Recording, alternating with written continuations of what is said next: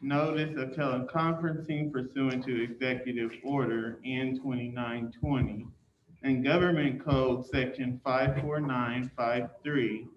The board will conduct this meeting via teleconference or video conference, with one or more board members participating from remote locations via telephone or other electronic means. Voting at this meeting shall be by roll call.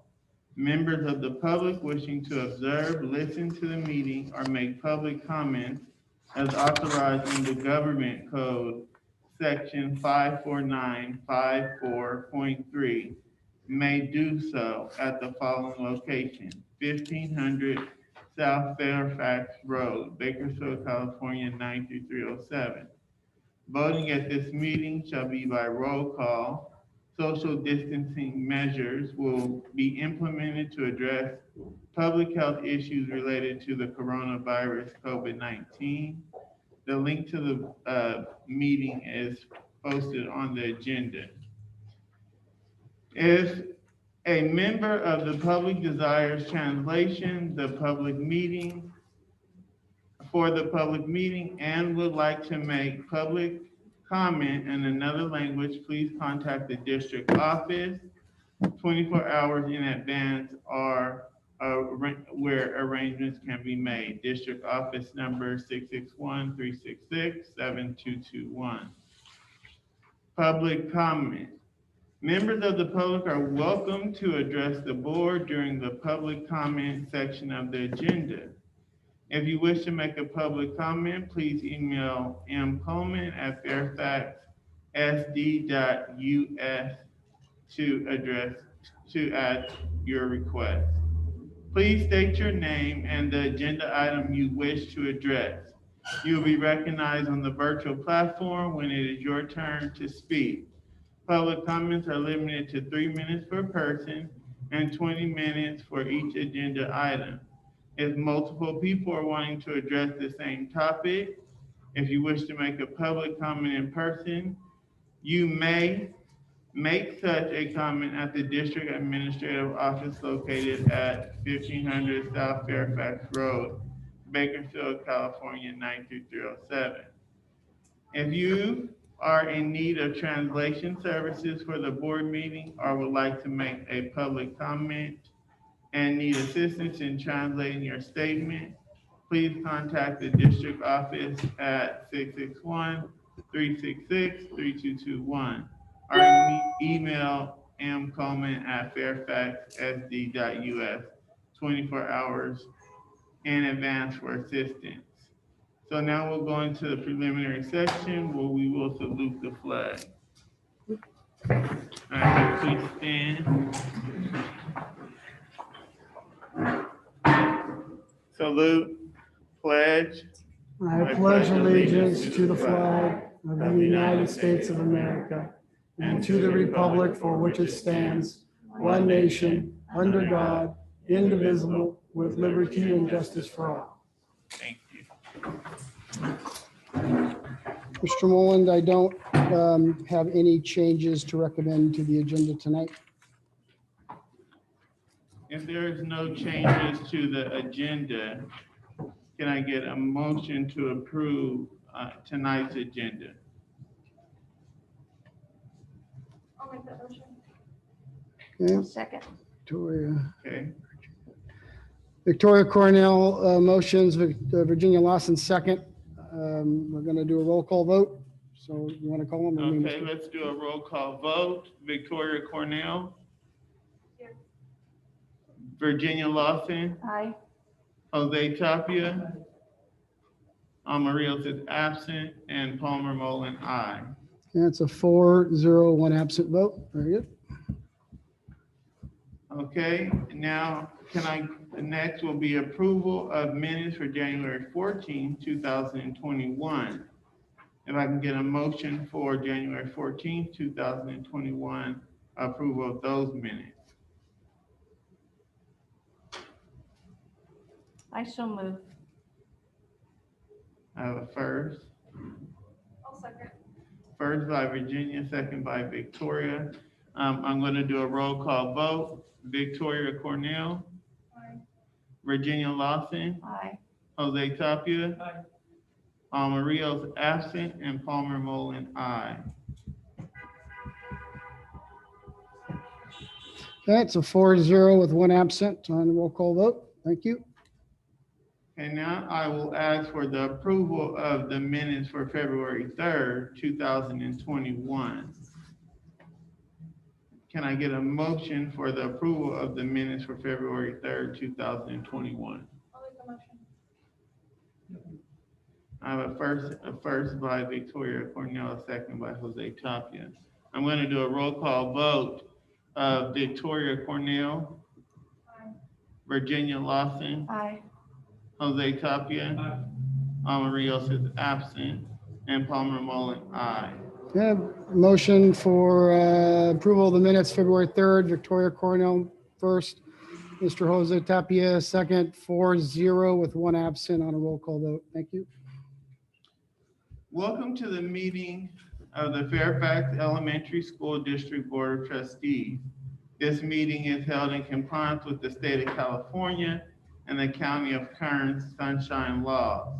We have a place on the agenda to hear from members of the public who attend our meeting. It is good if you can call the superintendent before the meeting and have a place on the agenda for any issue you want to talk about. However, if you haven't done that, you may fill out a form provided for you and give it to the board before the meeting begins. Each item on the agenda can be discussed by members of the public. 20 minutes are provided for the agenda item. Several people can speak during these 20 minutes. We do hope that you in attendance will refrain from visiting during the meeting, as this can be disconcerting to the board members. Thank you for being here. And Now we will begin with the public comment section. yes, let me get my timer going here, sir. Okay, so public comment again is 20 minutes for each topic, up to 3 minutes per person. We have tonight, nobody else turned in any? Okay, so I have people that have requested prior to tonight, and I will call them and we can start the process. So right now I have Pam Padilla. It's Pam Padilla. Thank you.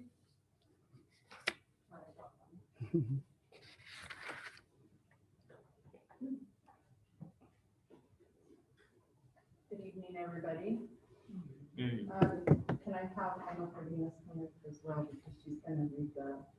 Yeah, that's fine. Just speak up as best you can. Use the microphone. Oh, I'm loud. So, just like you, Mr. Mullen, we have people in our community that speak to us about your behavior and some of the other board members' behavior regarding our district. And just like you, they have had comments regarding how they feel the district is being run. This is a comment, and I will not say any names because I would like to keep their names private. I am a former employee who has a lot of respect and admiration for the district. Of my 39-year career, 15 were spent in the wonderful district, and I'd do it all over again if I could. The 3 board members are ruining the district's reputation. Time to get them out. This is an outrage. They should be put out immediately.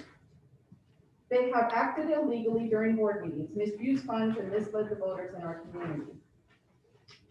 Because there is so much turmoil behind this board members and what they have caused, they need to be recalled. Staff should not be working in a hostile environment. Our children are our future, our country's most precious treasure. They deserve to be witness of fair, safe practices of constitutional American values and be the recipients of such as this education. They do not deserve to be exploited, devalued pawns of destruction of a self-serving agenda.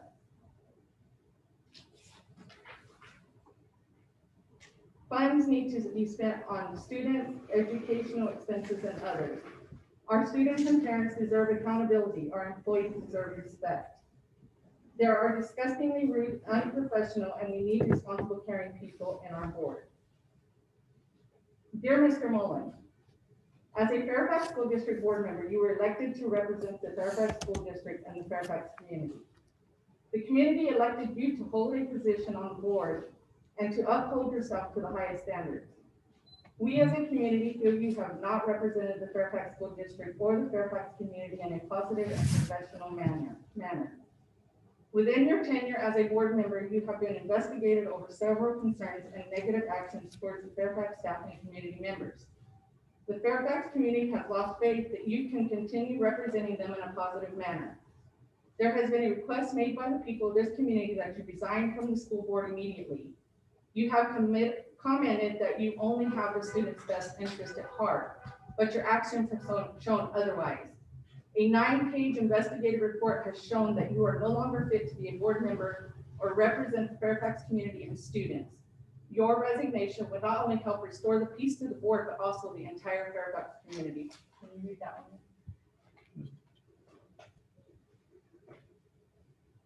Atención, Palmer Mullen, Junta Escolar de Fairfax. Estimado señor Mullen, como miembro de la Junta del Distrito Escolar de Fairfax, usted fue elegido para representar el Distrito Escolar de Fairfax y a la comunidad de Fairfax. La comunidad te eligió para ocupar un puesto en la Junta y mantenerte a los más altos estándares. Nosotros como comunidad sentimos que usted no ha representado el Distrito Escolar de Fairfax o la comunidad de Fairfax de una manera positiva o profesional. Dentro de su mandato como miembro de la Junta, usted ha sido investigado sobre varias preocupaciones y acciones negativas hacia el personal del Fairfax y los miembros de la comunidad. La comunidad Fairfax ha perdido la fe que usted puede seguir representando de manera positiva. Ha habido una solicitud hecha por la gente de esta comunidad de que renuncie a la Junta Escolar inmediatamente. Usted ha comentado que solo tiene el mejor interés de los estudiantes con el corazón, pero sus acciones han demostrado lo contrario. Un informe de investigación de 9 páginas ha demostrado que ya no está en condiciones de ser miembro de junta directiva ni representante de la comunidad de Fairfax y a los estudiantes. Su renuncia solo ayudará a restaurar la paz a la junta, sino también a toda la comunidad de Fairfax. Sinceramente, la comunidad escolar. Now, dear Mrs. Rios and is it Mr. on? Tapia, you were elected to It the doesn't Fairfax sound School like Board it's to on. represent the community and students. We as a community have failed to see your commitment to this board thus far. Your actions at the board meetings over the last couple of months have proven that you do not understand the position you hold. The fact that you would vote on issues that harm the students and staff of the Fairfax district shows that you are not representing the board in the best manner. The censure of Palmer Mullen and the request for additional legal counsel are 2 justifications for this request. We as a Fairfax community request that you resign from the school board immediately so that the district can find people who do have the students and staff best interest in mind. Your resignation would not only help restore peace to the board, but also to the entire community. 3 minutes. We're doing it in Spanish. That's fine. You can do it. You got plenty of time for Spanish. It's just 3 minutes total. He gave me Yeah, the that's fine. time. You're- Atención, señora Ríos y el señor Tapia, Junta Escolar de Fairfax. Estimados señora Ríos y señor Tapia, usted fue elegido a la Junta Escolar de Fairfax para representar a la comunidad y a los estudiantes.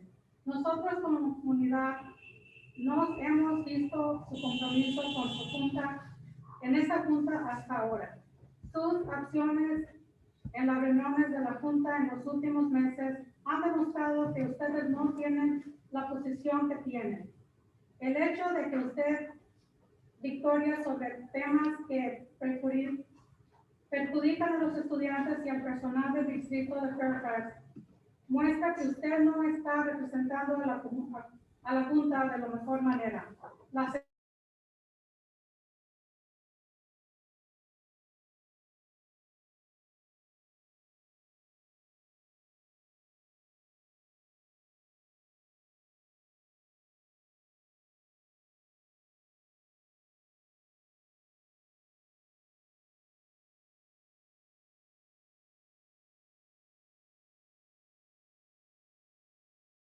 La paz a la junta, sino también a toda la comunidad de Fairfax. Thank you. Thank you. Okay. We have next public speaker requested, and it is Jerry Green, the Black Student Advocate.com, and he is online, so we're going to see if the technology works on that. Let me get to Mr. I saw him online here, so hang on. Mr. Green, are you hearing us? If you are, you're. Yes. There you go. So just please try to talk up so that people can hear you, sir. Okay, let me pull this closer. Is that better? It's as best as we're going to get. Yeah, I can. Okay. Okay, very good. Yes, my name is Greetings, Superintendent, President, Board Member, parents, and guests. My name is Jerry Green. I'm the Black Student Advocate. Our phone number is 833-925-1957. Again, that's 833-925-1957. And our website is theblackstudentadvocate.com. We are a media company that provide advocacy for Black staff and Black families with K through 12 school districts. This Black Student Advocate assists families with getting services and holding school districts accountable. Our advocates work hard for each and every family. And I'm gonna speak tonight on leadership. I got the clip from a family member that in the area. And for the board to conduct itself like it did in regards to voting for additional law firm is just ridiculous. We monitor hundreds of districts, board meetings across the country, and the bullying that we saw at that meeting has the rank in the top 10 for all the school districts we follow. Something else that comes to mind is that if you have 5 board members, one is asking for more information, one straight out says no, another one gives a firm yes, and then the other gentleman says he has to think about it. That makes me think that is a Brown board violation, that there was a conversation being had outside of the boardroom or outside of the meeting, because for someone to say at that moment they have to think about it, that's not really based on sound information. That's based on the position of being bullied or something like that. And I would suggest that the parents request that the board members' phone numbers and phone records be investigated to see if there are any kind of conversations going on. Because you just can't have that big a decisive difference if there's not an outside conversation going on. And for you to have individuals that night of to say, I have to think about it right before the vote, that again, we're talking money, we're talking leadership, and we're talking the future of students. And it just doesn't make sense to make a decision as if he was being bullied to make a decision. So I think that the leadership that you're showing and the bullying at the district level for the board members is only going to transcend down to the students and the staff. So if the leadership can't get it together to work in unison, how do you expect the staff to do it? Not only that, in this time of COVID, nothing needs to be rushed. Everything's being adjusted all the time, and everything can be adjusted with time, because you're talking finances, you talk about these kids' future. So again, I would urge parents to investigate or call for an investigation of the Brown Act for board members speaking outside of the regular agenda item to persuade board members or to coerce board members. And I see it as nothing more than bullying. Again, my name is Jerry L. Green. I am the Black Student Advocate. Our phone number is 833-925-1957. And our website is theblackstudentadvocate.com. Thank you for an opportunity to speak. And thank you, Mr. Green. Tonight, next is Melissa.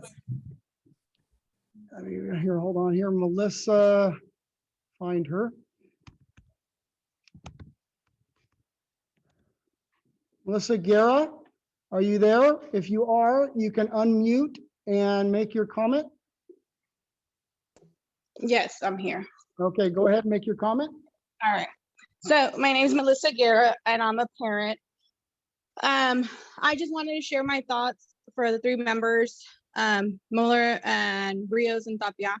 I feel that you guys are using your position as power to do things that are not correct, meaning that you have, Mr. Mueller, have hired a law firm that is not needed and outside of our budget. You are jeopardizing the children in the school. You're using money that should be for special programs and programs that have been cut because of the COVID. And because of that, for like example, after school program for kindergartners, you know, that could be money that we could be using, and you are using it on a law firm that for whatever reason that you don't want to disclose, you're using them. I feel as a parent and a person of the community, you're not in it for the students, you're in it for yourself. And that is not okay. You need to rethink it. And I feel that Mr. Tapia and Ms. Rios needs to also think about what choices you guys are making and make sure that you guys are making the correct choices and that these choices are going to help our students, not yourself. So I feel that you guys need to reconsider and think about resigning, because you guys are putting the district in a low standard. You guys are not the correct image that we need for Fairfax School District boards. And I would really like for Mr. Tapia to actually make a point and see if he actually understands everything that is happening. Because I think the lack of communication and the language, he's not able to understand everything, and he's just getting the inside from you guys. And that is not correct. So please reconsider and resign. We don't need people like you on our board. Thank you. Thank you. Next up tonight is Lauren Saavedra. Are you here? Yes.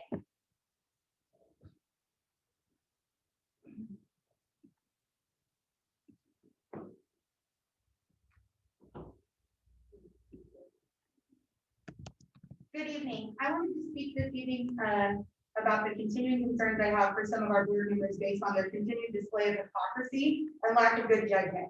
I also want to take a moment to thank some of our amazing people in our Fairfax family. To be a board member is to put the needs and well-being of the students of Fairfax first. And instead, some members appear to be beholden to Mr. Mullen, agreeing to and voting with every whim. Sadly, the actions of 3 board members have caused damage to the families of this district that trusted and elected them. To begin, Ms. Almaria, I'm so disappointed in you. You are a board member and I'm merely a teacher, so maybe that statement means nothing to you, but it should. You come to these meetings with your mind already made up, appearing as though you have already engaged in conversation with Mr. Mullen and Mr. Tapia, which is in violation of the Brown Act. You refuse to turn on your video during Zoom meetings, even participating in one meeting while driving, unable to review any of the items that you were voting on. When reviewing the investigation of Mr. Mullen and the recommendation for censure from schools legal, you voted against the recommendation and then did the unthinkable and motioned to elect him president. I wonder what's in this for you. To Mr. Jose Luis Tapia, I feel a bit sorry for you. Based upon Mr. Mullen walking door to door with you during your election campaign, it seems very clear that you are being used as a pawn for Mr. Mullen and Ms. Rios to ensure that they have the majority and the ability to see their own personal vendettas forced through. At one of the homes you visited during your campaign, you were asked to explain the definition of a migrant parent, and you reportedly stated migrant parents are just people who move here and want to help. It's clear that you did not actively seek to gain knowledge before entering the race, and instead you were talked into running and helped along the way by Mr. Mullen with the ultimate goal of ensuring the investigation into his deplorable actions against the Fairfax community would be covered up.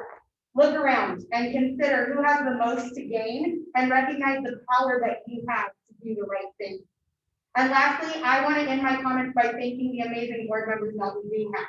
Virginia Lawson and Victoria Cornell have always made themselves available to come read to our kids, attended school sporting events, helped set up carnivals, organized fundraisers, all for the betterment of the students in our community.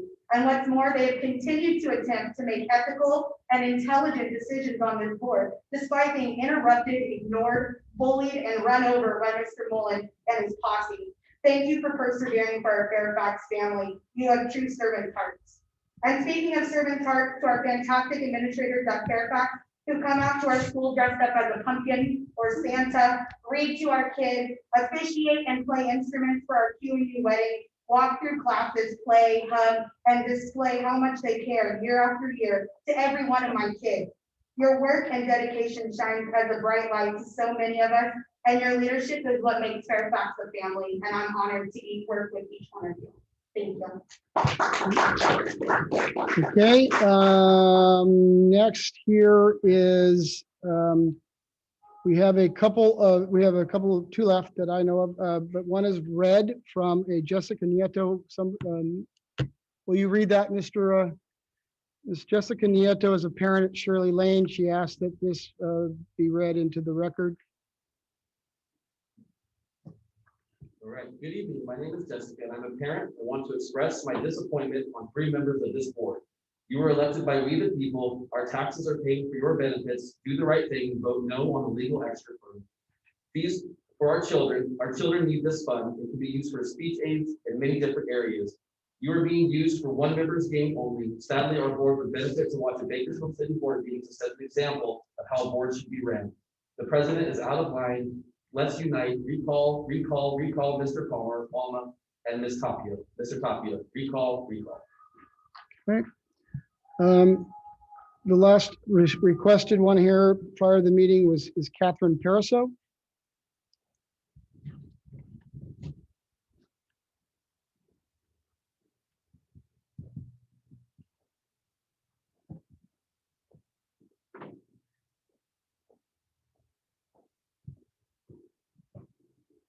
Good evening. Thank you, members of the board, and may tonight and all nights calmer heads prevail. I want to start with this because as a writing teacher, you always try and tell your students that there are 2 sides to every story. And Palmer, I've known you for years. You left our site to go elsewhere, and so I lost track of what you were up to. But when you ran, I'm not a member of the voting community, but I wore the support button for you because I had faith in you. When you were here, you worked with joy. You had joy in the students, you had joy in what you were doing. I don't know what's happened in the meantime. I don't know who hurt you, that you feel the need to lash out. But I do know that as a board member, your job is far greater than anything classified or certificated. You have a responsibility to all of the students and all of the schools, not just a limited group of people that you want to work for or those who you want to work against. I want to urge you to pay attention to your decisions and follow the California parliamentary procedures in accordance with Kern County sunshine laws. And there are 7 principles of parliamentary law that need to be followed so that our students succeed. 1, equality of rights. Mr. Tapia, I do believe you have been deceived, but I also believe that you've been a willing participant. So our children are going to be harmed, not just in the immediate, because you got to look beyond the immediate. The immediate is immediate financial costs to lawyers. But once that happens, we fail to do for our district what we're supposed to, and we open ourselves up to lawsuits. And those lawsuits will be validated and vindicated, and the dollars just keep going out the door. So by my calculations, 46, 50,000, 250,000, pretty soon it's $250,000. And if other people jump on board, you're looking at almost $4 million. So this is not just $300 an hour. You've got to have the greater sight at what could come of this. Homer, I've talked to you a couple times in email. I've been looking for the other side of the story. I've asked you, I've implored you to take a couple different steps, maybe something, anything to bring unity and not lose student money in the meantime. And again, I don't know what the second side is because I keep asking for it, and I keep getting it's just wrong. It's not true. There's no support to that. None of us that I know of have seen any support to why there is the need to hire a second law firm to defend something that you have not offered any defense of. You know me, you've got to know me. I would have stood for you, but every time I contacted you, you came back in a minimum. Is that my 3 minutes? That's your 3 minutes. That's my Got to 3 wrap it up. minutes. Yep. Please review your 7 parliamentary rules and understand equality is huge. I would like to make a motion. If you have more that you would like to say, I can make a motion for additional 3 minutes for you to finish You're the president. speaking if you would like. I would like to. Okay, I would like to go over the parliamentary procedures. let me take a roll call vote. Can I get a motion to allow 3 minutes? That's one, we need a second. I couldn't hear what He wants to give more time to Ms. Para, so he just needs a second. Okay, and then I will do, let me take a roll call vote. Victoria Cornell, Virginia Lawson, Aye. Jose Tapia, Jose Tapia. Maria's absent, Homer Mullen, aye, additional 3 minutes. Okay. Thank you all.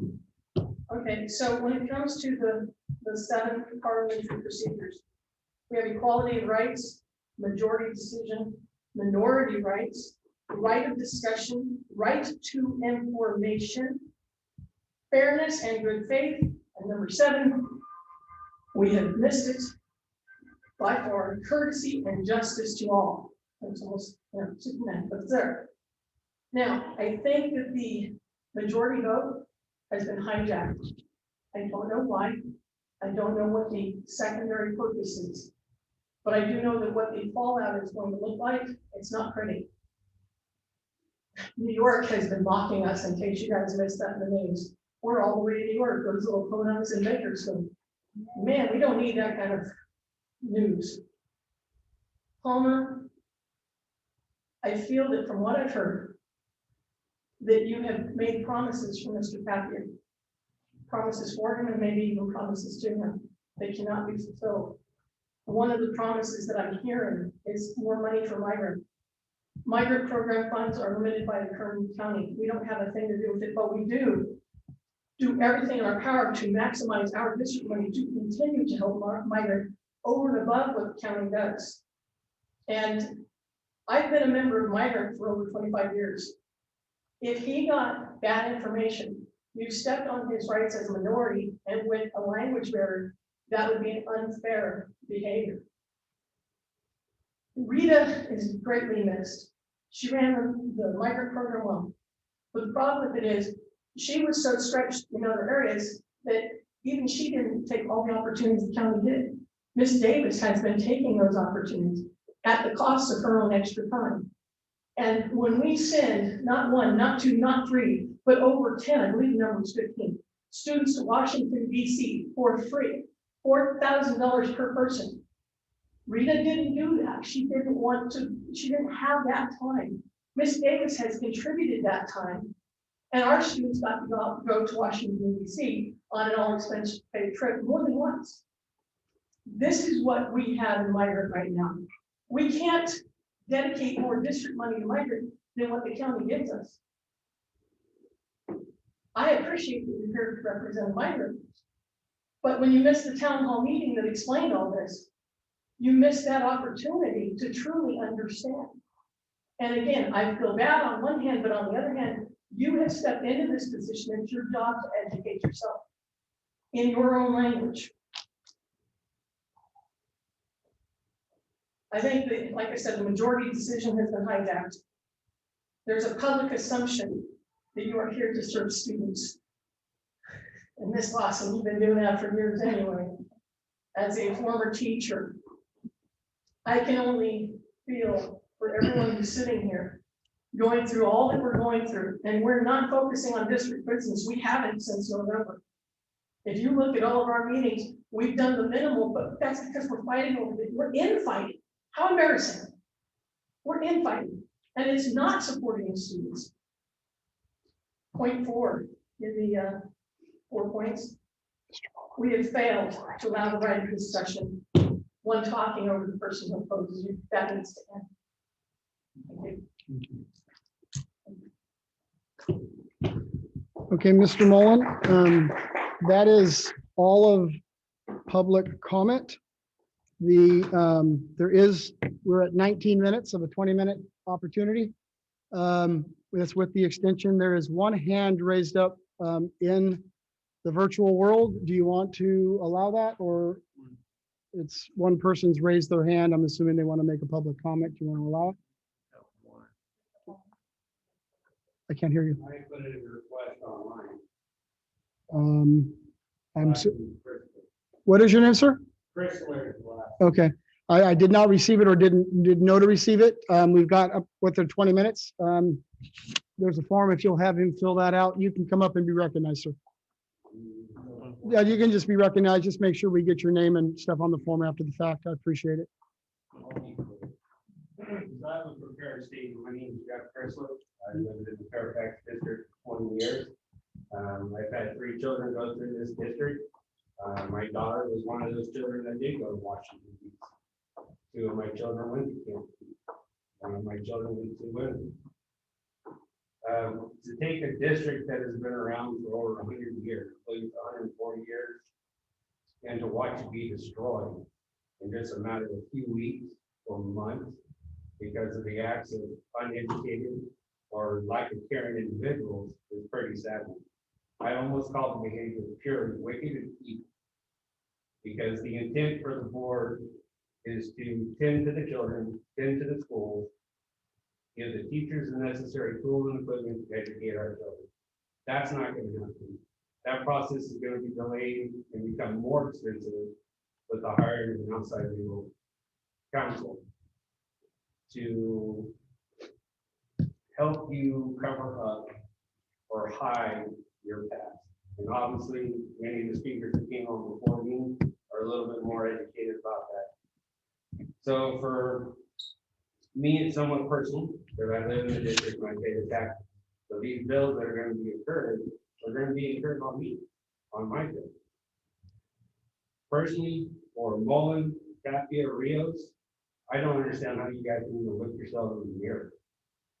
With all this negativity that's coming your way, and it's all because of what you have done, how can you continue to do that? The horn, the blaring of the horns outside is people agreeing with the comments.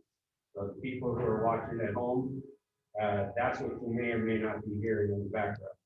The doors were shut so that we would have obviously better sound inside here at the cafeteria. Every means at our disposal as citizens is going to be utilized. We've heard the Sunshine Act, the Brown Act, Kern County Board of Supervisors contacted the press, 17 News, several multimedia sites. They're with us tonight. And this is going out, and I've spoken about, this is reaching New York. Bakersfield's already got it bad enough already. We don't want Fairfax to be part of it. It's obvious that Mullen, Tapia, Rios have no interest in what's good for this school, for the district, and the students. Trips for training out of state, having your records sealed, both your employment records. Anybody with a computer can find out what you're all about. Real simple. Very easy. And of course, in 15 minutes, I found out a lot about it. Real simple. But what a lot of people don't know is why are you doing this? It makes no sense. Fiscally, as being an elected person to do this, you're not representing the best interest of this. The level of intelligence and strict moral standards one should have not. That is a 20-minute on that item, Mr. Moore. It's 20 minutes. I would like to say something. I'm a member and voting of the community. I know I It's put my up name to you. down, but It's up I to you, just sir. want to see you don't allow me.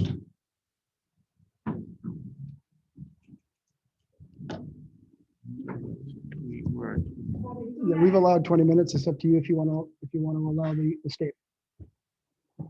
You're asking for how much? 2 minutes. 2 minutes.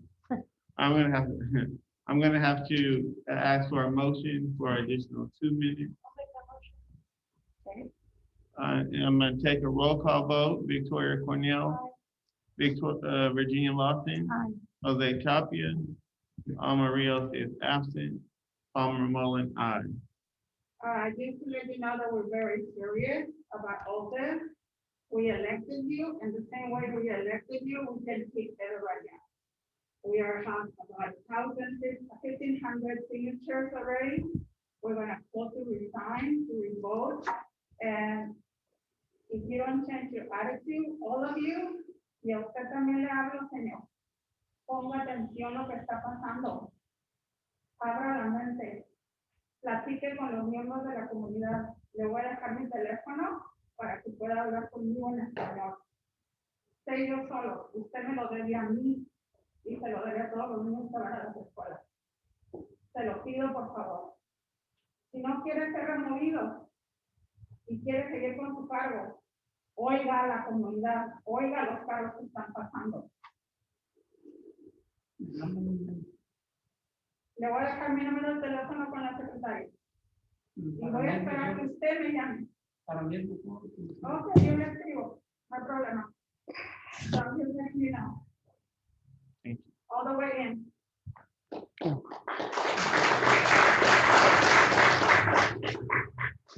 Okay, we're off to recognition now, sir. With the completion of the public comment, thank you for the public comment. We are going to move to the recognition section, the Empowering Employee Award. Yes. Mr. Mullen, prior to awarding that, I'd just like to also just recognize the fact Fairfax School District has been open for on-campus instruction a total of 4 weeks since March. And we're not unique. A lot of districts are not open, but many haven't opened at all. Beginning this last week, this Monday, February 9th, Fairfax began offering TKK classrooms on campus for our K-6 campuses, and our 7th grade returned back onto our junior high campuses. This coming next Tuesday, the rest of our students will be returned to an on-campus instruction option for those parents that want that. It's no small achievement, and I don't want anybody to think that it's really easy to snap a finger and just bring kids back onto campus. It is actually very involved. It's no small achievement at all, and it doesn't happen without all of the coordination from the sectors of all of our district operations. So this recognition is really not meant to be a blanket thank you, as that tends to maybe dilute the importance. But on the other hand, I cannot impress upon anyone enough the fact that all of our staff had a hand in a very successful reopening of our school sites. Every employee has a critical role in keeping the sites open. So this is a recognition of good work that all of you do daily, in recognition of the singular focus that works together with all toward our common purpose.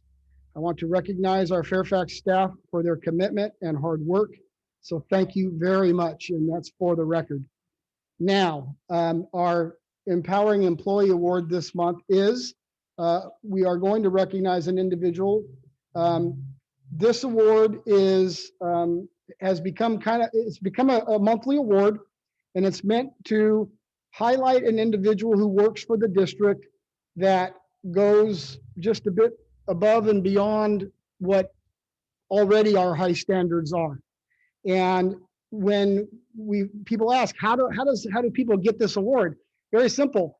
People notice and they email me and say, Mr. Coleman, you have to consider this individual.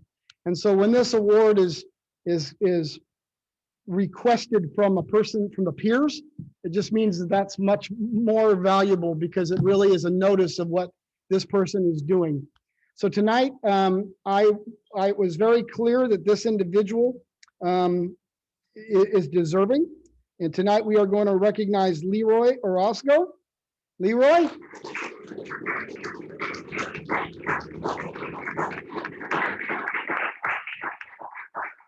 So let me read a little bit about Leroy. Leroy, from the nomination, Leroy is a yard supervisor who has been at the junior high for 20 years. He is a dedicated employee. He looks out for the safety of our students. Leroy loves his job at Fairfax, is an outstanding role model for our students.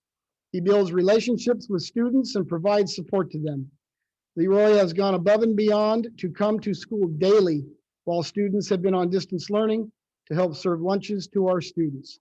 And as much as it pains me, I have to say, go Dodgers. So,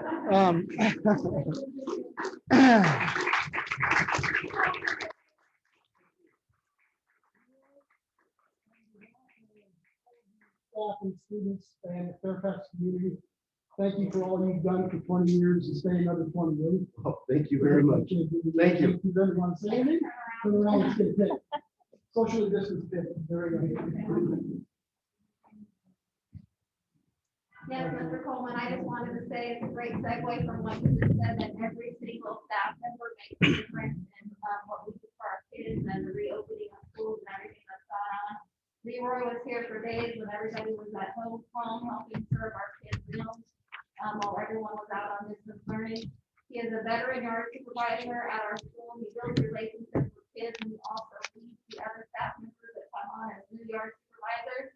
I can count on him for anything that we need as far as the supervision of our kids go.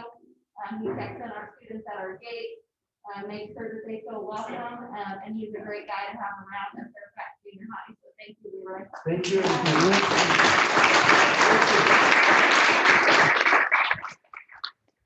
Mr. Noland, I can continue with my superintendent's report if that's okay. Okay, we will now move into section E, report, and that number 1, superintendent's report. So with that, I'll allow the superintendent to begin with his report. Sure, thank you. A couple of items to bring everybody up to speed. We've got a good audience here, so let's, as mentioned here, the district returned kids to education, on-campus education here. Actually, February 1st, we brought in some special education students, and then this last Tuesday, we brought in TK, K, and 7th, and then next Tuesday, everybody else returns for an on-campus for those that want. Right now, with what the parents have requested, just under 40% of our students will continue with full distance learning. Our parents have requested in the K-8, we have about 36% of our students attending our AM session, with 25% of the students K-8 attending PM. Synchronous learning for the past month, for those that are interested. For those that are full distance, obviously full distance learning for everybody in the last month, 80% of our students have maintained synchronous learning. That means, real life, logging in, putting themselves in front of a camera with the teachers, not the kind of pace yourself stuff. Synchronous at 80% of our population. The VA cafeteria fire repair is nearing completion. I was told today from Colombo that they need about 2 weeks.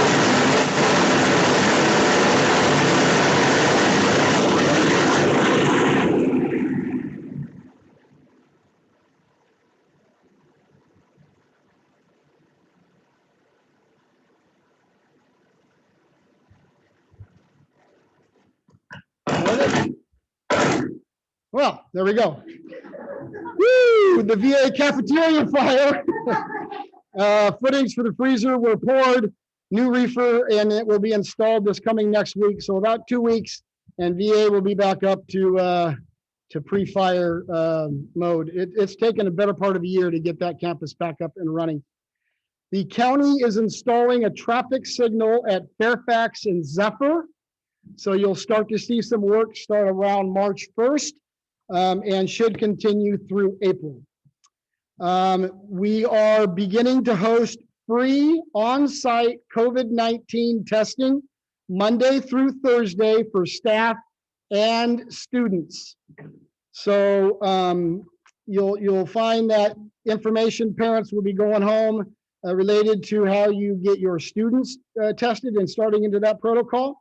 Tests will be self-administered and supervised by trained healthcare professionals. Beginning Tuesday, February 16th, testing will be available to staff. Parents can take their student to be tested beginning the week of February 22nd.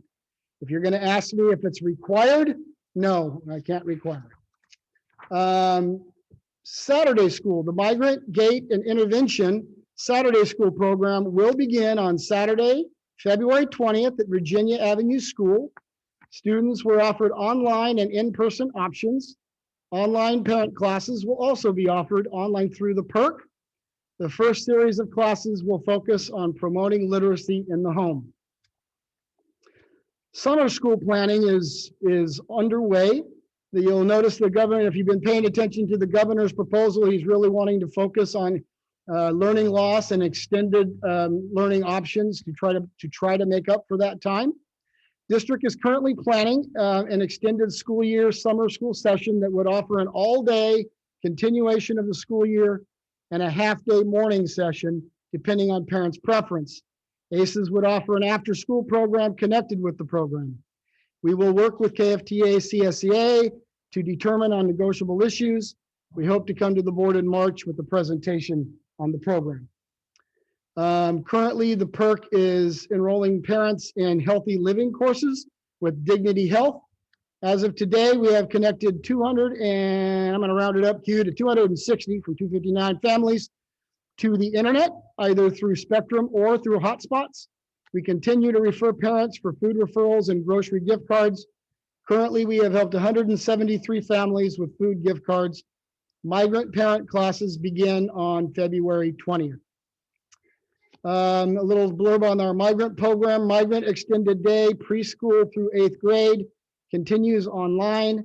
Parents have participated in a series of parenting workshops from KCSOS. The migrant program will host an online family math night on March 9th at 6 p.m. On our site, VA hosted a NED show mindset mission. You can talk to Q or Mo about that. On a virtual platform for the entire school. It's a positive behavior assembly focused on never giving up, encouraging others, and doing one's best. Black History Month is ongoing with many projects highlighting the people and various movements in Black history. Mrs. Levinson's class is again creating a living wax museum related to Black history and will be developing the video that can be shared with everyone. The junior high engagement this past month was 82%. A distance learning PD was offered for teachers and aides, that's professional development, for teachers and aides, focused on increasing the students' self-awareness and self-management skills. Two parent professional development events were held focusing on positive student affirmations on praising their students. The other was teaching self-regulation skills to control emotions. On Wednesdays, our PE teachers focus on teaching social emotional learning and building perseverance and positive character traits. Mrs. Wood has been operating an LPAC boot camp geared at our EL students and preparing them for the LPAC testing. They have signed up about 100 students so far for Saturday school. Zephyr Lane, the campus hosted a drive-through hot chocolate and candy cane event to end 2020 with about 450 participants. They've held school site council and ELAC committee meetings in the month of January. They just celebrated 100th day of school. The reptile guy visited the campus virtually, so I would have done that. I'm not a big snake guy, but I would have come virtually. Black History Month is being recognized with a number of specific learning opportunities. Special focus included Rosa Parks, Booker T. Washington, and Harriet Tubman. Shirley Lane is currently holding a Valentine Spirit Week. A family craft night was held via Zoom, and Black History Month recognized by many activities. Harriet Tubman, Ruby Bridges, Jackie Robinson, Ida Wells, and Mae Jemison. That is a lot of stuff going on if you just kind of get focused on your own site or with your own students. Fairfax District is very involved and offers many programs and opportunities, so just something to keep in mind, and that is my report, sir. Okay, I'd like to thank you for the superintendent report. And next we'll move on to the board report. If there's any board member that would like to report. I will go ahead and give a report. Recently, if you sent me an email or if you sent the email to some of the board members, our emails were breached. And so some of the information that was private, you may hear, where teachers or staff have emailed me about specific concerns. Some were accessed, and this was to check and monitor to make sure we had no previous communication with that law firm that we initially voted on. And I know that we as board members have all worked together. I'm going to say even when Ms. Lawson ran and I sat on the corner, she brought me lemonade and was there, and she was always very helpful and very supportive. I can also say that Victoria Cornell when we went to training, it was raining. And she offered me her umbrella to walk to my car into her truck to make sure that I didn't get wet. I think that this board, as one, speaks, can speak very loudly, and as a board moving forward, I think that there is room for positive improvement. And we have asked for boardmanship training. We have town hall that will be happening soon, where we can all talk and you guys will get to ask and questions and get answers to some of the things that are happening. With that, I don't have anything else to say. I have a question in regards to that, Mr. Mullen. When will the date be set for the town hall? Because if anything, the community has been asking to be very nice, we owe that to them. I do believe we do owe it to them, and we are working toward a date. Have we? I hope I see that. You can, if you're directing me to schedule a date, I can do that. Okay, with one member absent, once You want me to, once I you can, talk to her, let's schedule a date as soon as possible, because they have been waiting Okay. patiently. I will try to Okay. schedule a date sometime in the next 7 to 10 days. Okay. Okay. With that, we will move to F consent section, number 1, business and contract. And that is going to be a voting section. So I'm going to need a motion on the warrant and payroll. Mr. Mullen, business and contracts consent includes 6 items: warrants, payroll, financial report, the interdistrict transfer agreements, attendance agreements. It mentions the next board meeting. There is a contract. There are 2 contract renewals. If the board is so inclined, they can make a motion and vote to accept that part of the consent section. If the board is so inclined, for the sake of time, can I get a motion to approve the business and contract section as a whole, As in 1 through 6, as in 1 through 6? I'll make that motion. I have the first motion by Victoria, second by Virginia. I'm going to do a roll call vote. Victoria Cornell, Aye. Virginia Lawson, Aye. Jose Tapia, Aye. Marie Ellis is absent, and Palmer Mullen, aye. Okay. That completes the consent section for business and contract. That's correct. Where we'll move on to number 2, educational services, which also is a voting item. That's correct. It's a voting item, but inside of it, there is the student attendance calendar for next year, the Williams Settlement second quarterly reports, the school accountability report cards. All of those are for board information, and certainly, we're available to you. I didn't receive any questions, and so if there are no questions, I'd ask the board to approve that in consent. I would like to make sure that all the board members have had a chance to look at the school accountability report card, and to have all board members got a chance to look at it. Okay. With that, then we can go ahead, and I'm going to ask for a motion to approve. I'm going to ask for a motion to approve the student attendance calendar, the Williams Settlement second quarterly report, 2028 inspection results, and also the school accountability report card. I would need a motion for that. I would need a motion for approval. Yeah.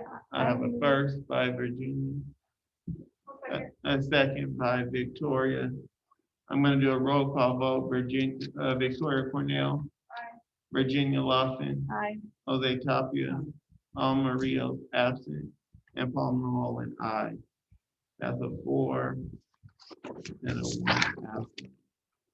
That will move us into the personnel section, resignation and Should we say, it should say resignation, retirements, sorry. resignation and retirement. That's correct.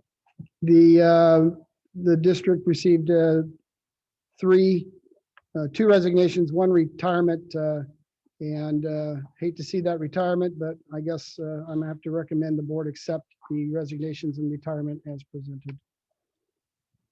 I myself, before accepting the retirement on this agenda, did we get someone to ever shadow? We flew the position, we're talking about the MOT director's position. We flew the position once, we interviewed a pool of candidates. We came up with a potential candidate, could not come to an agreement. And so we have reflown the position right now. So hopefully flying it a little bit later in the year might get us a better pool of candidates, and we'll keep the board informed as we move forward. But if we can get somebody on board here, Mary Ann's here till the end of May, we should be able to get somebody to shadow, hopefully. That's the intent. And I'm going to share a story before accepting this retirement.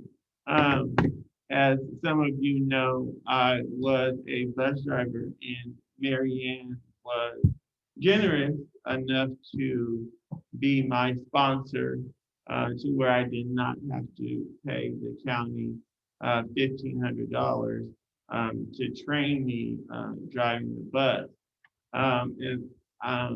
I do not know, and have probably never met anyone that has put their life in my hands like Mary Ann has, not to this day. I can say the gas gate, we passed our exit going up the mountain where it was only one way going up and we couldn't back down. The gas gauge was broke, the brakes were getting hot, and one wheel was halfway off the mountain, and I was shaking and sweating, asking Mary Ann to please take over the bus. And she said, no, you got it, you got it, you got it. And I was thinking in my head, is she crazy or what? But she continued to have faith in me, and I really appreciate that training.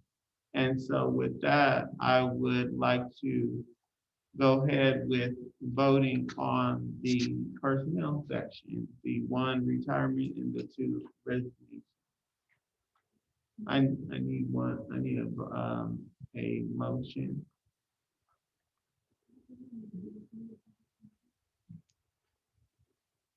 We need a motion. I have one motion by Victoria, and a second. Second motion by Jose Tapia. Roll call vote, Victoria Cornell, Virginia Lawson. Aye. Jose Tapia. Maria absent, Palmer Mullen, aye. With that, personnel resignation and retirement for one absent. And Marion, I wish the best to you and your new grandbaby. That is the end of consent section. We'll move on to business and finance. Number one is the information report, the bond program.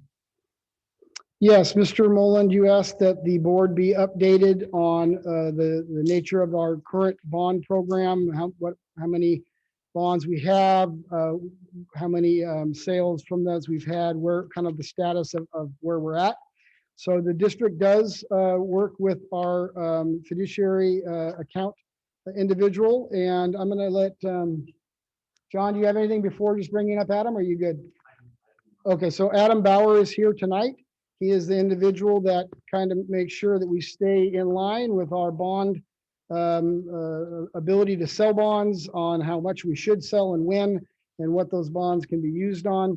And I know that Mr. Bauer and Mr. Medina have worked on a presentation for the board. So welcome, Mr. Bauer.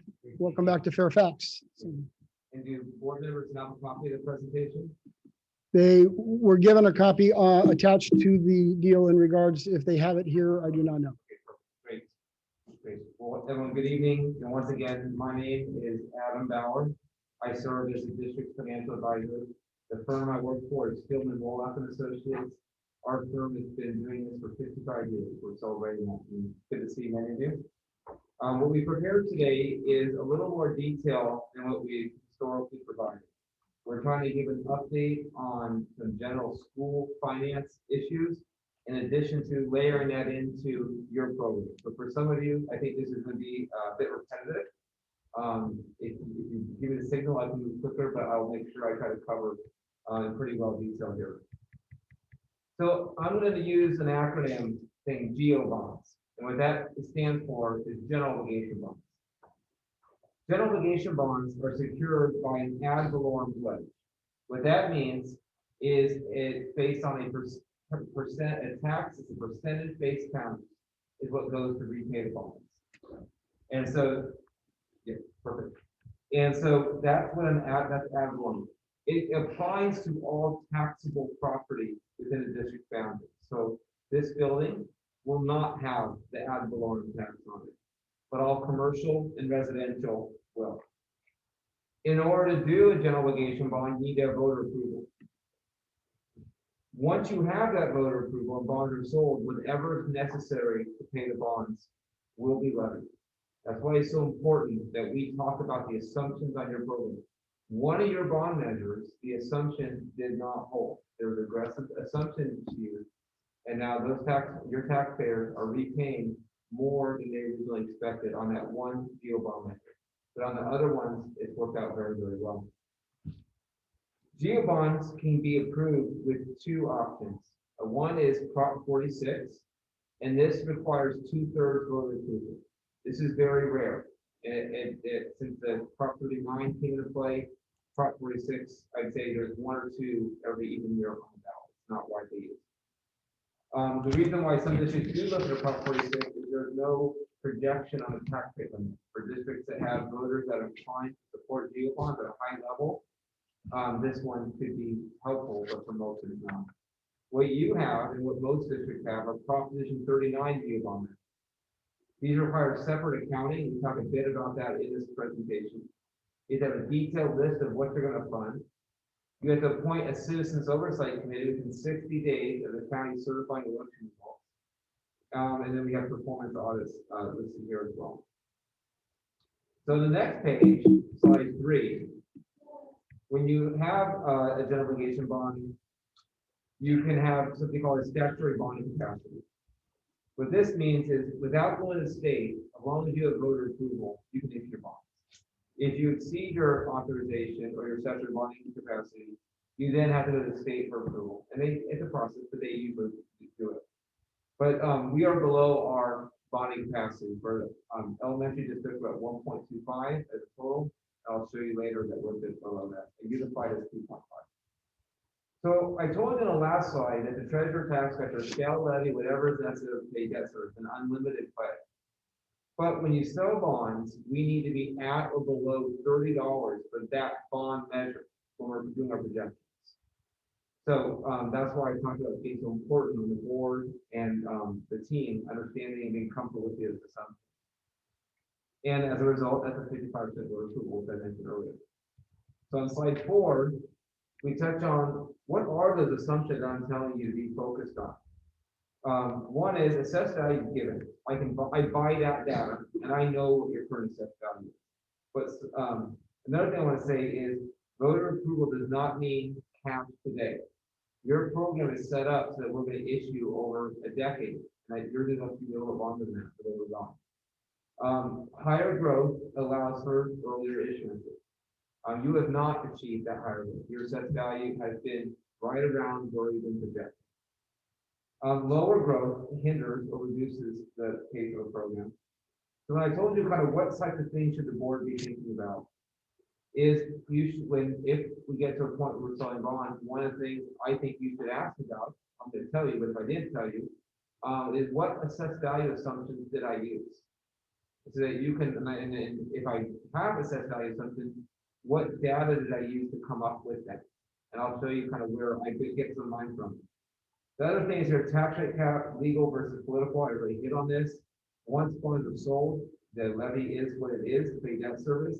And then down below, what I detailed is tax rate equals annual debt service, that's principal and interest payments plus assessed value. And that's how we come up with the tax rate. So there's a lot of types of bonds. The most current type of bond is called a current interest bond, sometimes abbreviated as a KIB. A KIB is a lot like your home mortgage. Once that bond closes, the taxpayer can begin repaying interest. But instead of 12 times a year like your home mortgage, it's twice a year. A capital appreciation bond, or otherwise known as CABs, are more expensive and they typically do not pay any interest until the maturity. So an investor receives no payments along the way, and what happens is they charge more for them. And so cabs are a little bit more expensive. We don't want to, unless you really needed to, we prefer that you avoid cabs. There's something that I don't think we're going to do, we would even contemplate here, but it's just another type of debt out there, is a convertible cap.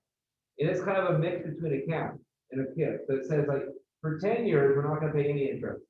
But year 11, we'll start paying interest on it. And that's a convertible cap. But unless we're saying something is unique or unusual in Fairfax, we're talking about current interest bonds. So I'm going to stop you right there just real quick because I have a question. So a few years back, there was a bond passed. What type of bond was that we passed? So the bond that was passed allows for the flexibility for the district to issue whatever type of debt it needs. But what the bonds that have actually been sold and issued are current interest bonds. They're most significant. It was a 55% measure, right? It was a 55% measure. I'm sorry, I didn't hear that question. I'm sorry. Yes, you have a Prop 39 deal bond measure.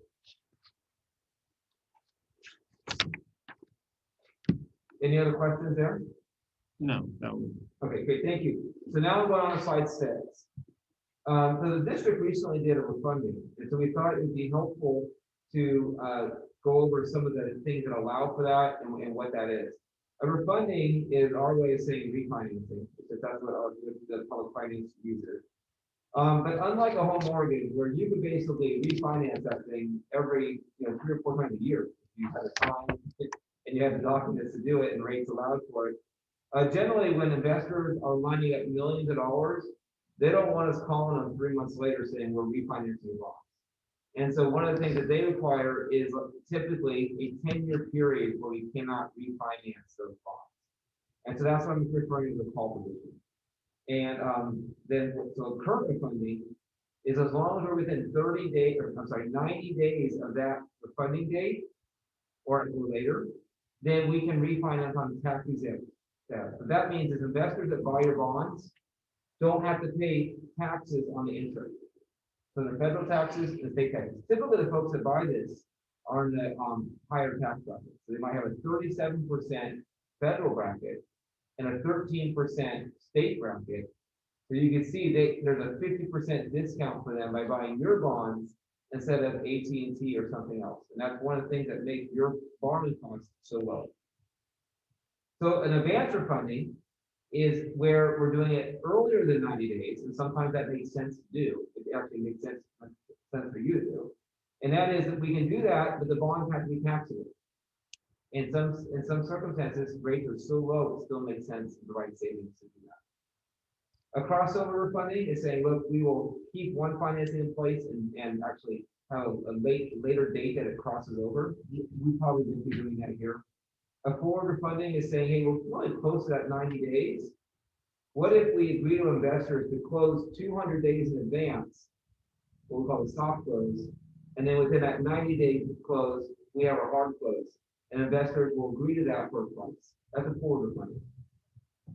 You're going to see 2 types, current refundings and advance refundings for the most part. So now, I'm getting away from all the bond talk, but before I do that, are there any questions of what I've covered so far?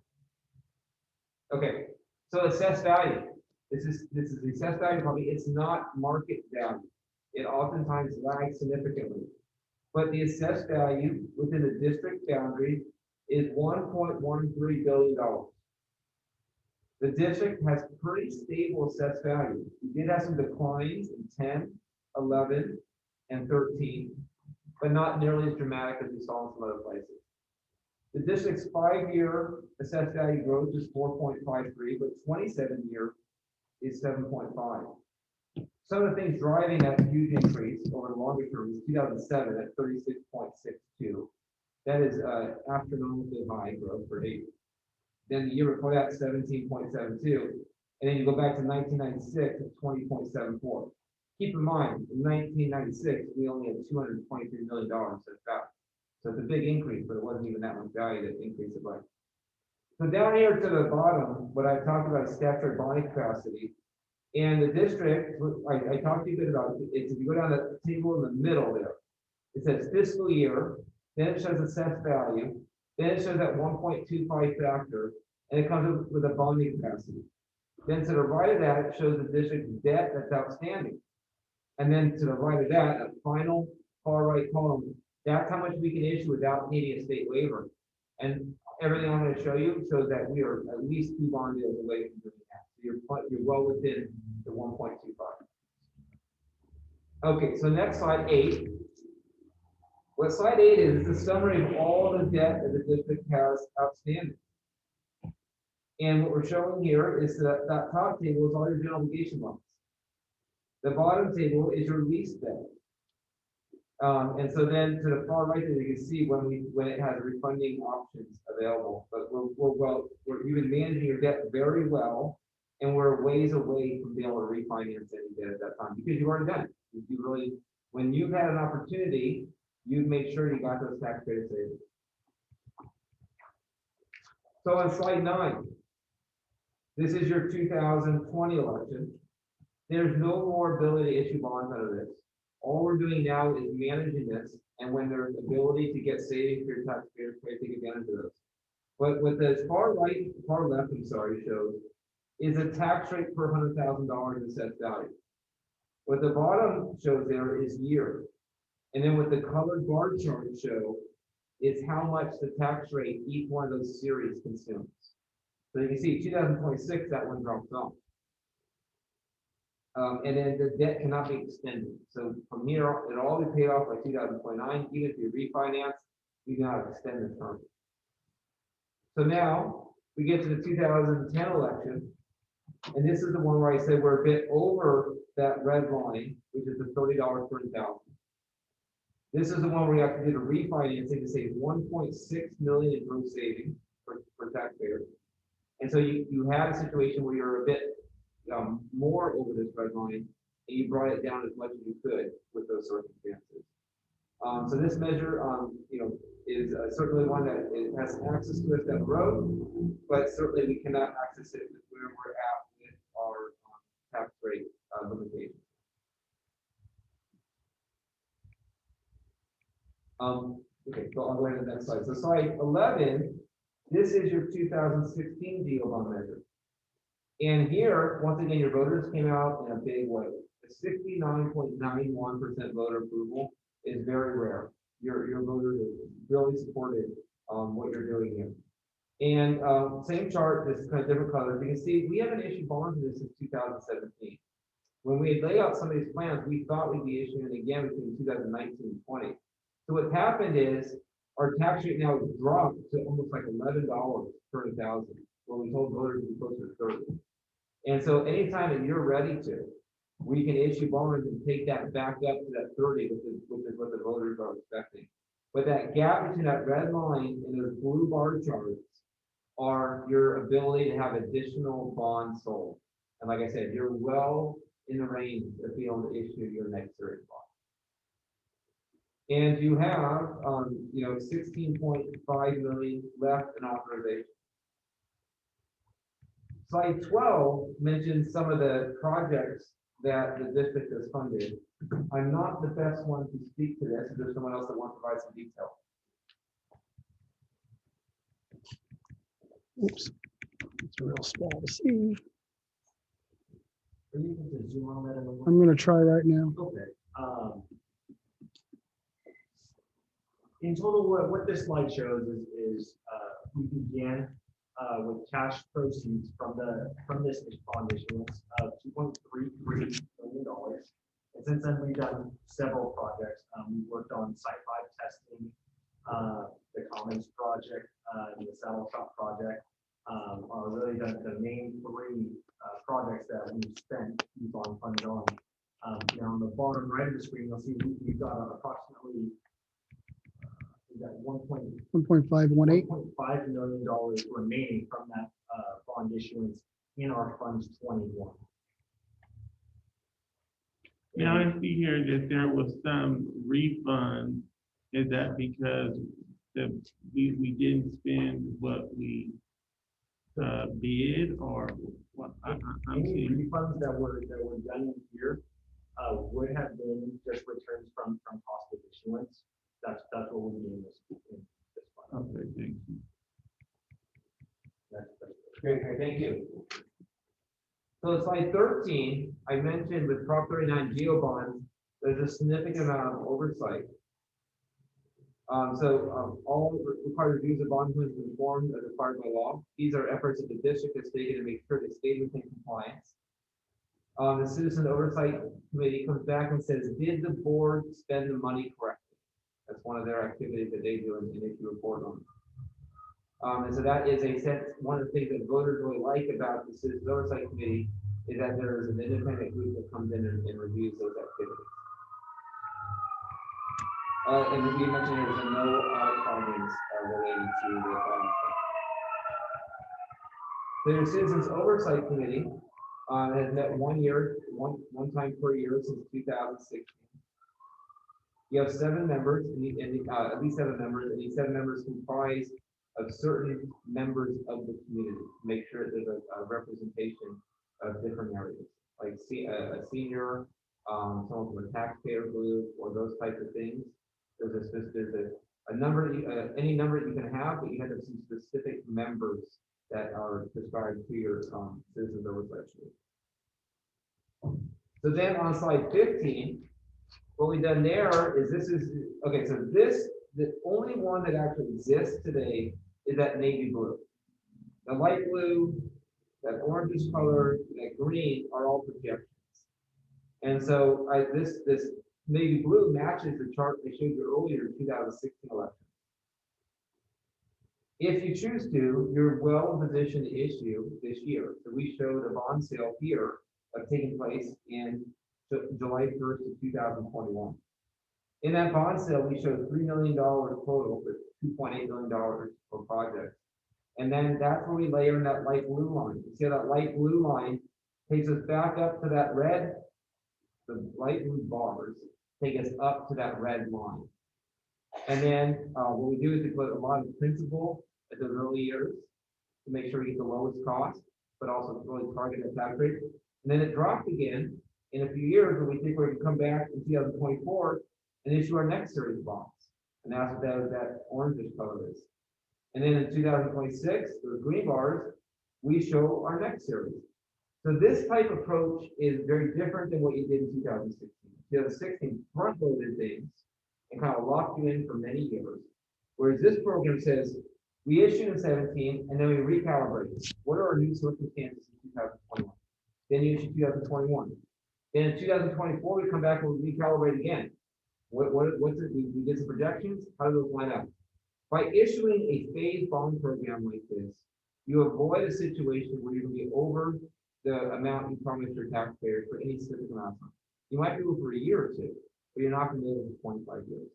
And that was one thing that was really important to the district staff and the board at the time, was that a program that allowed for that to make sure that we honored what we told the taxpayers. And you've done it. You've actually done even better. You've issued less than what you told your voters you'd issue today. So this is a 21, 24, and 26 are a projection.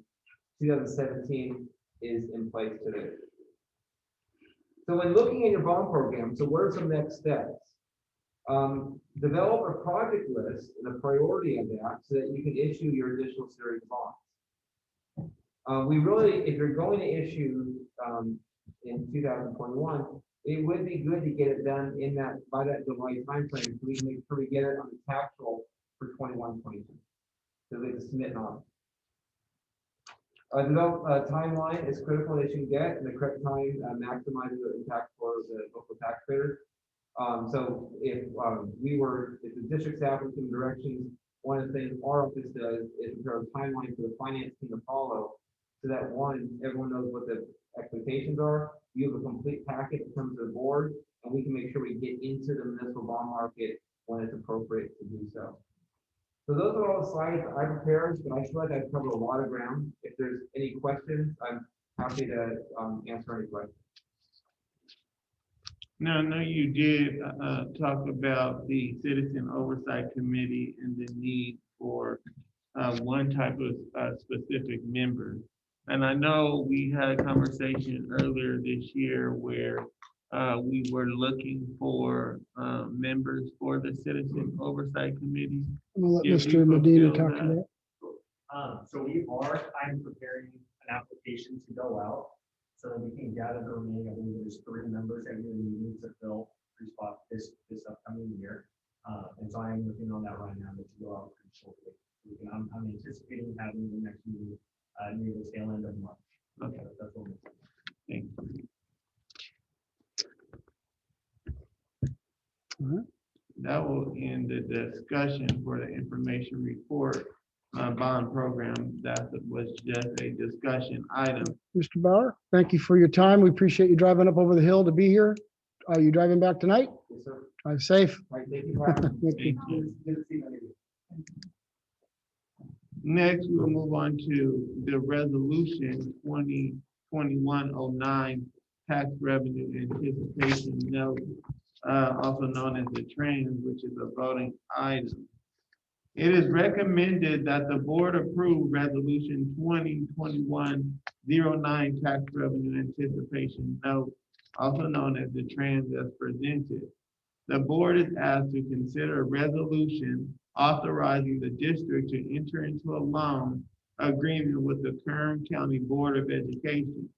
The Fairfax School District is anticipating a cash shortfall near the end of the fiscal 2020-21 because of the cash deferrals implemented by the state of California. The district does not maintain enough cash to cover the entirety of the $7.5 million shortfall. It is recommended that the district seek funding from the external sources, specifically via trans pool. The Kern County Board of Education, KCBOE, is operating a trans pool in which several school districts throughout the county will participate. Trans pools are effective because overhead costs such as cost of issuance and bond counsel fees are able to be distributed among the pool participants. The trans will be issued by the KCBOE against their credit rating AAA. In order to access the funds, Fairfax School District will enter into a loan agreement with KCBOE as outlined by the resolution. Fairfax will still be required to adhere to all trans regulations. Any loan between the Fairfax and KCBOE will maintain the same terms, interest rate, and repayment terms as the KCBOE trans. This resolution does not obligate the district to obtain a loan from KCBOE. If the district does not need to access the trans fund, then the district will not be liable for any interest or cost of issuance expenses. That is a voting item for the trans. I do have one question.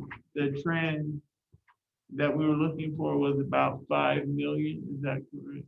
Since then, I've done revised cash flow projections, and now the cash shortfall that I was mentioning and anticipating at the end of June is now in the $3 million range. So what this resolution is asking is authorizing the board, and then the board authorizing the district to allow the district to issue up to $6 million in trans, which and how we got up to 6 million is our, the deferral amounts that the state's not going to give us this year is 7.5 million. And we have about 1.5 of accessible funds and other funds. So that's where the 6 million is, the 7.5 minus the 1.5, leaves us with 6. And that's able to cover us in the event that the economy, the bottom drops out. That's what this resolution does. But again, I'm anticipating the final TRAN amount to be closer to 2.5 million. This resolution just authorizing a higher amount in the state budget. With interest rate.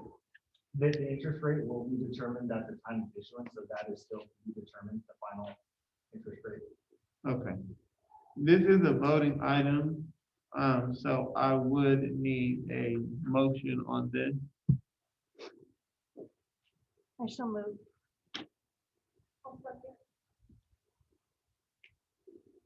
I will do a roll call vote. Victoria Cornell. Virginia Lawson. Aye. Jose Tapia. Amarillo absent and Palmer Mullen, aye. That was a 4-0, the trans passed. 4 and 1 absent. Next on the agenda is approval of the bid Fairfax Junior High ADA ramp and parking lot gate access. This is a voting item. It is recommended the board approve the bid received for construction of an ADA accessible ramp and parking lot access gate. The vendor is Huffco Inc. The amount is $59,868. $68.64. Yeah, I'm sorry, Go ahead. I was just going to explain it if you want. Go ahead. Yeah, you'll know that this project is part of a continuation from the parking lot that we just put in over, used to be the saddle shop. So when we constructed the actual parking lot and student drop off, as you were walking over here tonight, if you parked over there, you had to stop, you had to kind of step down off of a curb and kept kind of coming down. It's a little bit higher than what a normal curb would be. We knew that we were going to have to construct this ADA kind of accessible ramp that kind of comes down and around. We also have those two gates that would be pull out and how I call them, barn doors, and they go out in the sun, those rolling gates. So that gate is then actually going to be part of more of a motorized accessible gate. It's not going to be used as it used to be because our bus traffic and everything comes in through the new access into MOT and around. But the large semis that deliver all of the produce for our cafeteria program, they come around and then they face forward. And to get out, that gate will have to be opened and closed. So all that considered, it was a planned part of the project. We didn't do it all at the same time because when we initially were planning this project, the cost of the project was such that it was prohibitive to do it all at one time. We had to wait to see what kind of funding was available. And so with working with Mr. Medina and the way that this year is rolled out, it became affordable in our budget to go ahead and bid that project. And it came in just a bit under, I think just about under, about 5,000 under what we had hoped it would. So it made sense. It came in under budget and we were able to do it. So that's why it's here tonight for the board to approve to get the project completed. Any questions from the board? If there is no questions, I ask that the board so move to approve the bid. Do I have a motion?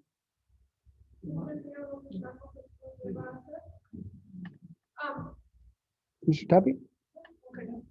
Okay.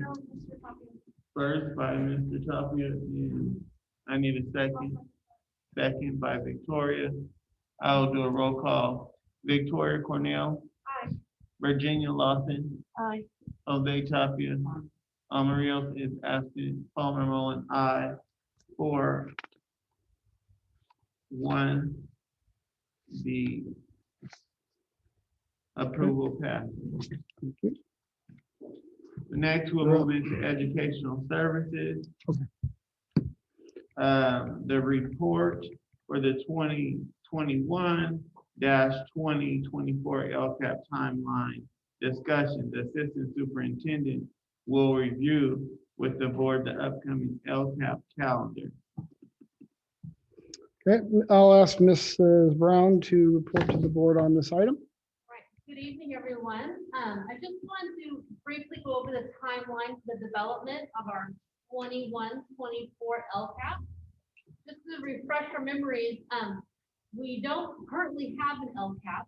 Instead, right now, we have a learning continuity plan that we adopted in September. And that was just a placeholder until we develop our new 3-year plan.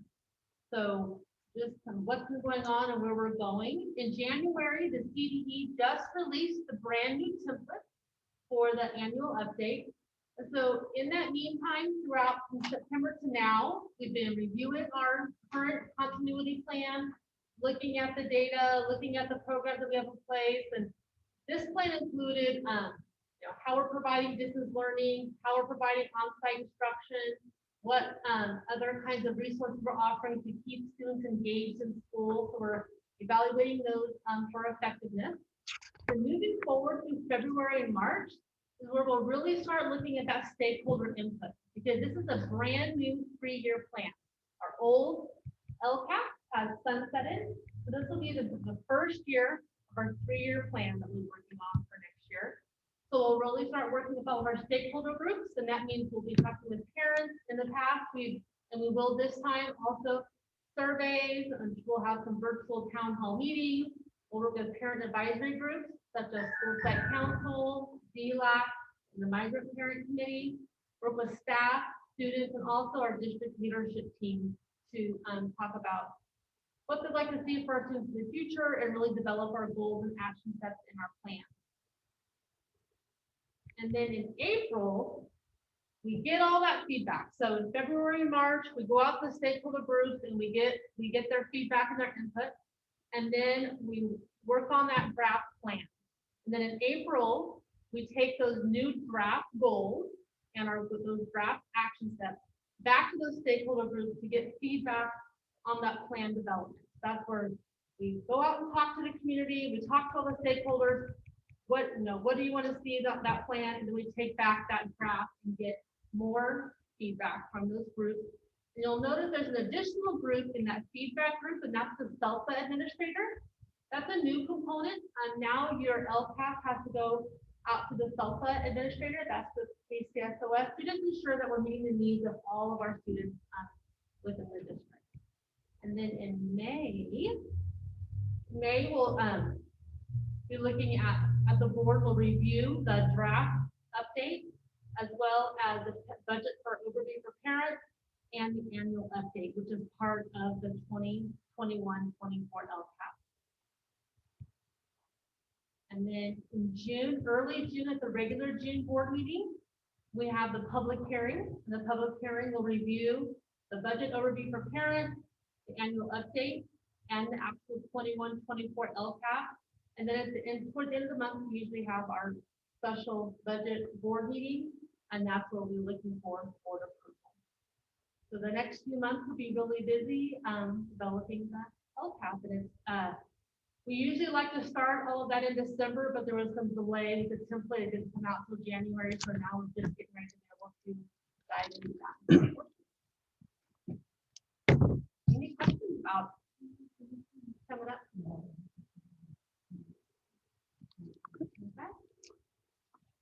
Mr. Mullen, do you want to continue with the comprehensive school safety plan? Okay, so if there is no questions, I'll be so inclined to move to number 2, comprehensive school safety plan.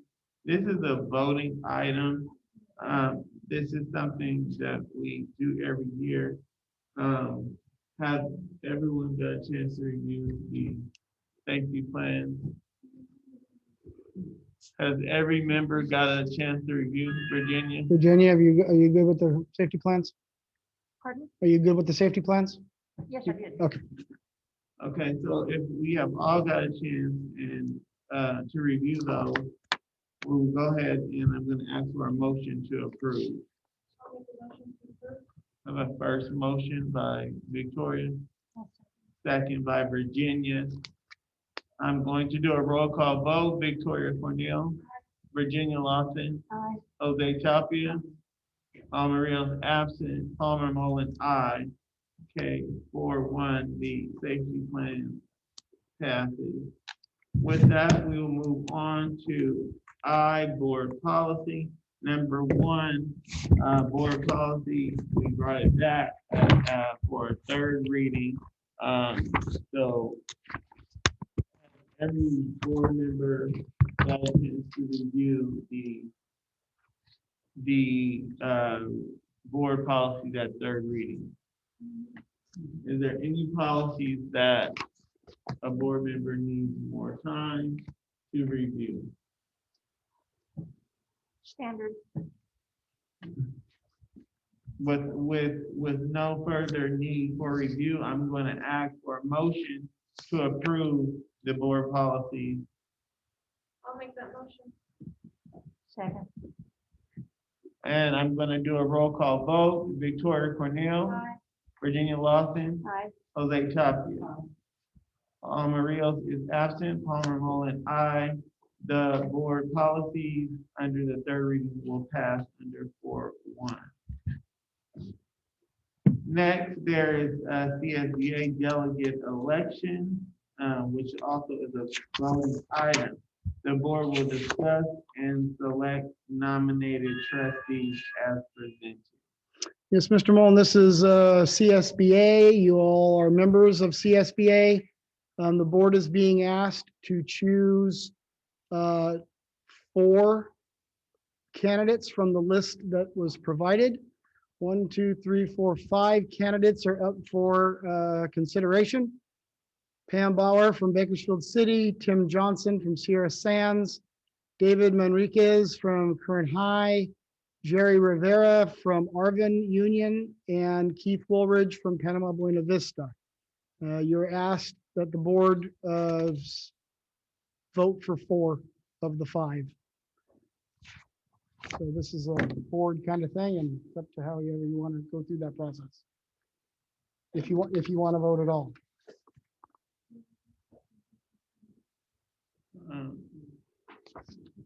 Is there anybody that wants to specifically vote for any members that is on?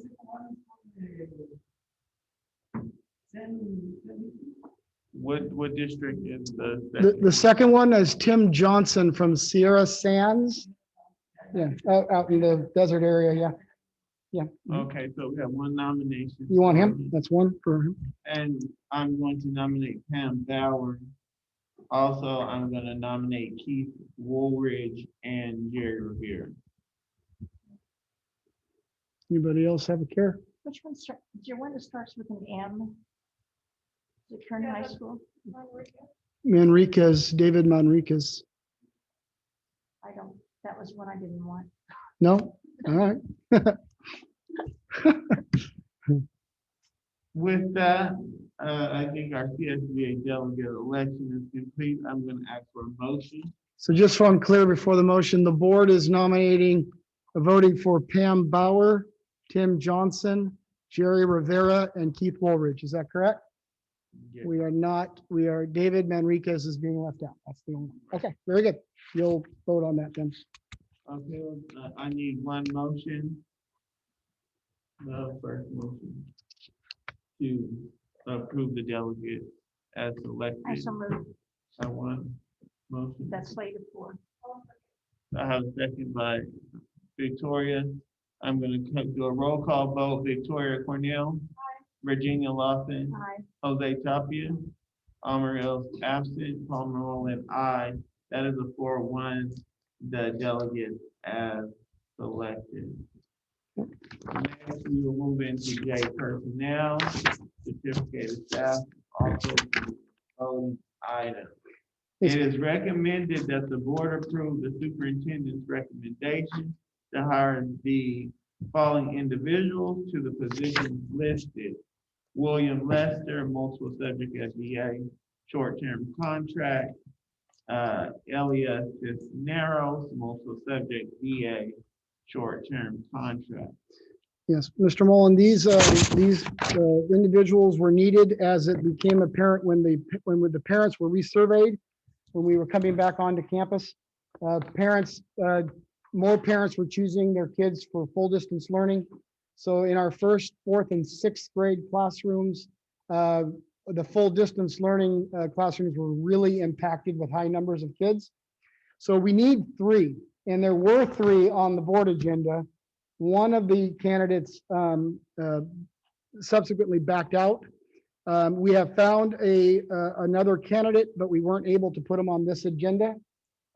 These 2 candidates right here before the board are fully credentialed, actually, so we got really lucky with that, and we're excited to have them.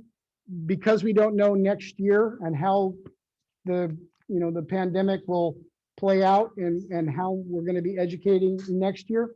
These are short-term contracts, meaning that the contracts expire at the end of this year. And we will obviously know more as we get into looking at staffing for next year. But these individuals, these contracts are set up such that they know that this is for the rest of this year. They're certainly welcome to compete for any openings for next year, but their contracts, they do separate at the end of this contract year. So just for clarity's sake, that's what a short-term, contract is, okay? So with that, I would hope the board would would approve my recommendations to hire these individuals. They're gonna start teaching on Tuesday. Is there any objection to the superintendent? No, the superintendent's recommendation to hire the 2 teachers. If there are no objections, I'm going to ask that the board approve the superintendent's recommendation for the short-term contract for the certificated staff as presented. Can I get a motion? I need a motion. Virginia, I'm sorry. With the second. And with that, I'm going to go ahead with the roll call vote. Victoria Cornell. Aye. Virginia Lawson. Aye. Jose Chavez. Maria is absent, and Palmer Mullen is aye. That's 4-1. That's passes with William Lester. Oh, yes, that's narrow. If there is no new business, then I would ask for the meeting to be. I would like to make a comment before we adjourn. Okay. I just want to remind the board, please, we need to take action. We need to have, the community wants to be heard, and we need to make sure that it's done in proper time and not be circling back every single time or finding an excuse to not hold that meeting. Okay. Another thing, we need to reconsider the attorney. We need to go back and we need to discuss that and bring it back again. So I am asking you to consider that. Okay, I'm asking you to bring it back. I am asking because we already have school legal for till what, I think another year and a half. Our contract with school people ends June 2022. Okay, so that's something that we should consider at that time, not now. Okay, we also need to consider the evaluation. Board by law does call for evaluation every year of our current council. The last time we went out for current council was 3 years ago, 4 years ago. We went out for RFP 4 years ago. We are looking to go for another RFP. That does not mean we're selecting new council, but that's just what we did 4 years ago if needed. We will definitely take your request into consideration, and we will have that meeting within a week. Hopefully there's no hiccups on that. You'll look for an email to the board members. I'll send an email out on some suggested dates and times. Y'all please just reply. Let me know when you're available, and we'll pick the date that makes everybody's calendar work, and then we'll publish the agenda and move from there. Okay, any materials required by law to be made available to the public prior to a meeting of the Board of Trustees. The district can be inspected at 1500 South Fairfax Road, Bakersfield, California, 93307. Public inspection of agenda documents that have been distributed to the board less than 72 hours before the meeting will be made available to the district office at 1500 South Fairfax Road, Bakersfield, California, 93007. And when feasible, attached to the agenda items on the district online agenda at http fairfax.csea.agendaonline.net, government code section 54957.5. Every reasonable effort will be made to accommodate participation of the disabled in all district public meetings. If a particular accommodation for the disabled are needed, disability related aids or other services, please contact the superintendent's office at 661-366-7221 at least 24 hours in advance of the meeting. With that, I'm going to ask to adjourn this meeting at 7:53. If I can get a motion to adjourn at 7:53. I have a first motion by Virginia, second by Victoria. Roll call vote, Victoria Cornell, Virginia Lawson, Jose Tapia, Marios is not present, Palmer Mullen, aye.